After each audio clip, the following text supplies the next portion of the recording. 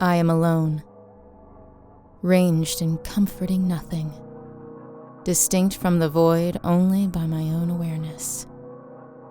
First of mind, sensing, then of body and sensation. I feel the strength of both, and I know it will not last the night. For a moment, I question if there is a self separate from the void, but then my eyes adjust to the dark lobby the hotel has provided tonight. The void falls away, and for now it's just me and her. High curved ceilings yawn over the front desk, almost swallowing it up into the darkness. The room is swathed in polished marble, a deep, silvery purple that's almost black. It's festooned with gaudy white accents that drive the eye awkwardly away from the walls. Something's missing.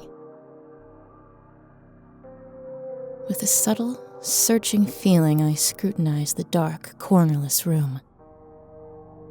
My front desk gleams like a brilliant anglerfish lure, inviting you to come closer. My uniform tonight is in matching hues, not allowing me the courtesy of discretion. The white private office door behind me cuts into the wall like a new tooth in a hungry mouth. Nothing missing so far. As I study the many harsh, chalky angles disrupting the blankets of rolling black walls, I allow myself a bristle of curiosity. The hotel has chosen a hostile shape tonight. I hear a soft but sharp flit behind me, meekly sounding the start of my work. In the center of the private office door is a slot, and resting on the ledge I know is a small card with a name printed on it. I take the dry, textured card. But before I read it, I realize what's missing from the lobby. The other door, of course. The dark walls might make you feel much smaller than you are, more alone than you are. But as I move from behind my desk, I see the marble shift from obsidian to violet and subtle starlight shimmers, and it doesn't make me feel alone at all. It makes me feel like I'm surrounded on every side by breathing flesh pulsing in rhythm to my footsteps. I don't shy away or slow my pace. No need to tread carefully here. She's not a sleeping giant to tiptoe past as your chest burns with a breath unreleased. In the belly of the beast, we are the breath that burns from within. The hotel has as many moods as it does shapes, and if the guests were ever here long enough, they would learn to feel them with us. But the guests fade here as quickly as a gasp, so we carry the lonely knowledge, knowing it can't save us. We fade too, here. I can already feel my body stiffen as I walk. The burning breath always gives way to death's cold grasp. I start to feel the grim mood crowding in on me as I follow the white molding across the curved walls looking for the missing door. His door. My desk is always near the private office door. No matter what the lobby looks like, I always know where I will begin. The other door is hard to find tonight. For a moment, I think, maybe this time it won't be here. Maybe this time I'll be alone. The walls will come down around me, and maybe this time I'll be the one checking in. But as I pass the farthest curve of the room, exactly across from my front desk, the light catches barely visible words on a nearly hidden door. Supply closet. Miss?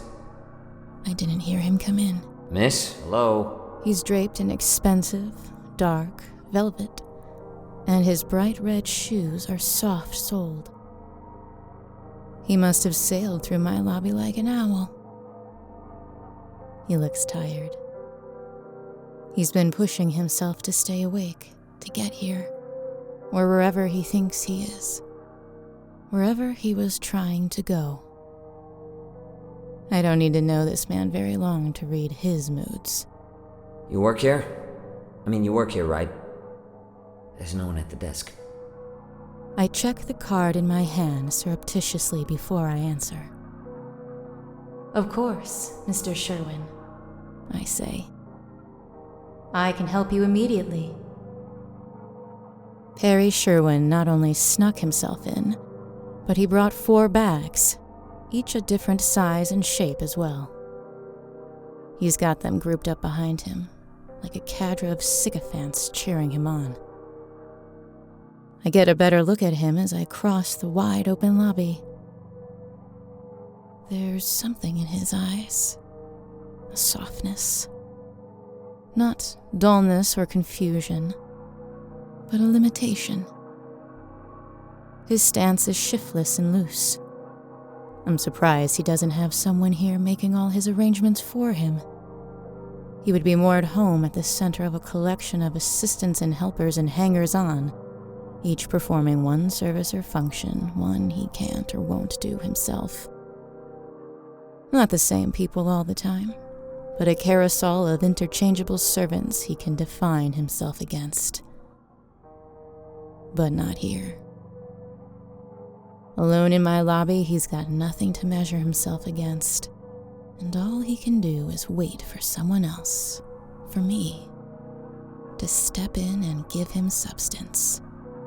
He signs his name in the guest book, and I sense he's reached the limit of his participation.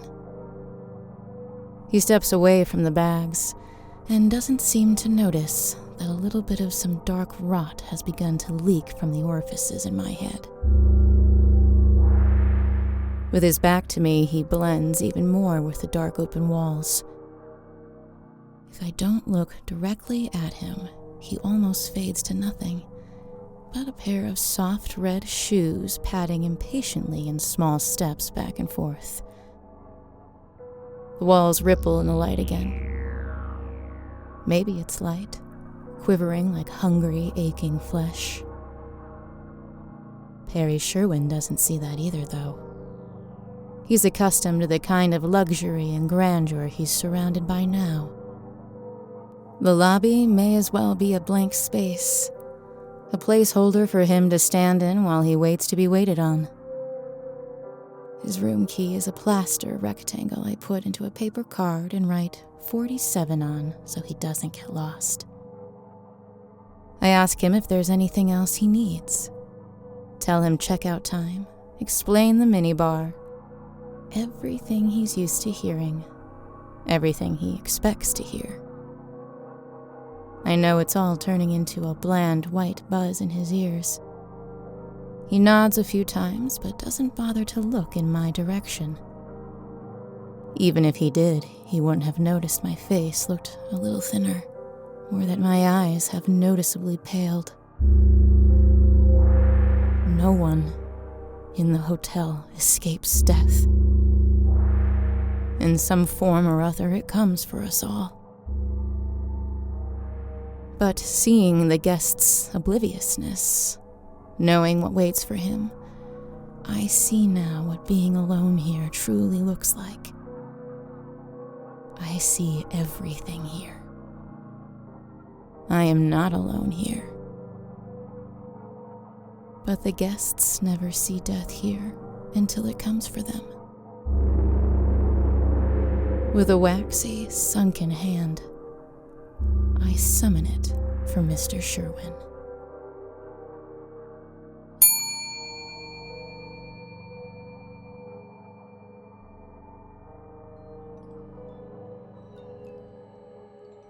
I can't see anything in the dark that surrounds me. I can't move in the cramped space. Not much, anyway. I can smell that damp dirt smell, though. Lots of places in the hotel are dark. Lots of places in the hotel are cramped. But this is the only place that smells just like this.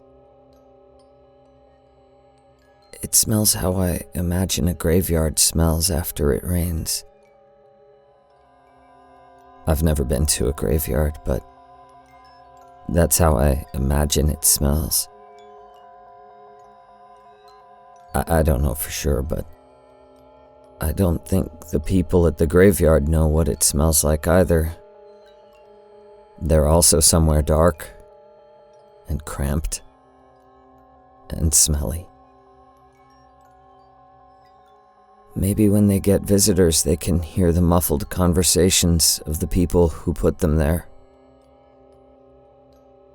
The only muffled conversations I ever hear are the guests talking to my manager. I can hear them out there now. And I can hear the front desk bell tolling, calling me out to the light. I don't keep them waiting. I can't. I step over my bucket, my mop. I can't see anything, but I don't need to. It's always the same in my closet. But when I open the door, I get to see the new lobby. Today, it's big and fancy. A big circle with clean, smooth walls. It's dark, too. Not as dark as my closet, but it's not too bright. I like that part. Some parts are white, like the front desk. My manager is wearing white. My uniform is white now, too.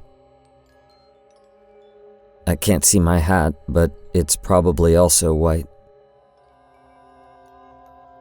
All I can think about are the stains. White clothes always get stained. And the stains at the hotel are... I can't get them all the way clean. Not here. The stains touch the fabric, and no matter how hard I scrub, there's always a little bit left behind. But there will be no stains today. I tell myself again and again, quietly, so the guest can't hear me when I get close enough to take his key. Room 47. The room I made the big bed for. My manager is telling me to take the guest to his room, explaining to him where the elevators are, and making him feel at home. He isn't listening. And grab my bags for me, I'm traveling alone. He isn't talking to me. He wants me to get his bags, but I can tell he isn't talking to me. He won't even look at me. I don't mind that, though. I don't mind. I can already feel my face swelling up like something putrid. I tell him, "Of course, sir. Right away, sir." But I don't know where my cart is. My mop and bucket are always in my supply closet, with me. But my cart... Sometimes the hotel hides my cart. It must be mad today. I hope it leaves me alone today. I grab the guests' bags. I can carry them, but it isn't easy. It would be okay if I didn't have to carry them all. but I know he won't help. And I can't look for my cart because maybe it's not even here at all. But for sure my manager is telling me to get the guest to his room right away. She isn't talking to me either. But she is looking at me. I pick up all the guests' bags, and it's not easy because my arms are going stiff in my shoulders. And the skin on the back of my hand is bruising and swelling. I lead the guest to the elevator as quickly as I can on feet that are already starting to rot. Inside, the elevator is just another dimly lit box. Whenever it's fancy here, everything's either too dark or too bright. I don't like it when it's too bright. I like it darker. There's less to see that way. This dimly lit box also smells like damp dirt, even though my mop isn't here. Sometimes I say to myself, maybe the graveyard smell from my closet makes me smelly.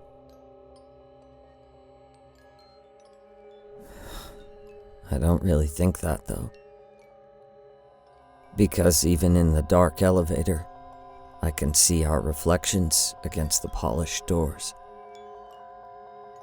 And I can see exactly what smells like a graveyard in here. The guest doesn't notice it, I think. He doesn't say anything anyway. As the elevator stops and the doors open, I can feel all my teeth get a little looser in my jaw. Room 47 is big and round like the lobby. Dark wallpaper. As soon as we're inside, the guest jumps right into the center of the bed. Dark bed sheets. The pillows are white. He looks almost invisible except for his head and his hands and those red shoes. The pillows look like teeth ready to chew him up. You can put those in the closet. He kicks off his shoes. They're so red, I worry they might stain the white carpet. Like the red could bleed right off the shoes, and no matter how much I cleaned it, no matter how much... He's yelling at me now because I haven't taken his bags to the closet like he wants. I'm trying not to listen to him. I drop his bags. I focus on the shoes. Next to them, the white carpet is littered with my hair. It's falling out in clumps, and I'm having trouble focusing because the guest has stopped yelling at me and started screaming. He wanted to come get the bags, I think, but he can't get out of the bed. His dark clothes look so much like the dark sheets that now he can't tell where he ends and the bed begins. He's thrashing and twisting, but he's not going anywhere. I watch him jerk his head and flail his arms. The bed is working him down, so slowly. He maybe thought he was tangled up in the sheets at first, but as his feet and legs sink in further, he realizes. He knows what waits for him in the dark, where he can't see. Down in the nothingness. His hands sink and disappear, and I can tell from his screams that he understands.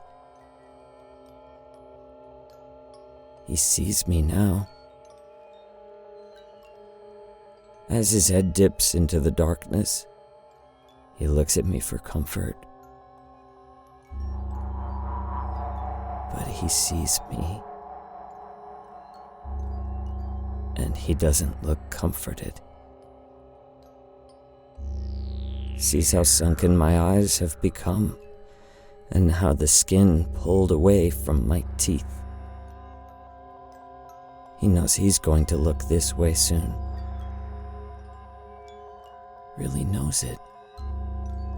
And he changes, too. He changes, too. Behind his eyes, something changes. He looks like those shoes. Like something that could stain even when it's gone. Something that you won't stop seeing, no matter how hard you try. How hard you close your eyes to make the dark even darker. The curved bed frame yawns around Perry Sherwin, completely swallowing him down into the hotel.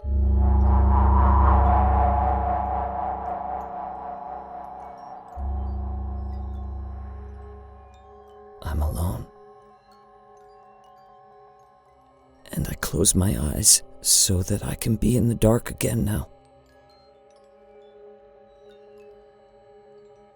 But I know I'm still here. Because I'm still afraid of the dark. But I know I'm still here. Because I'm still afraid of the dark. Still afraid of the dark. Still afraid of the dark.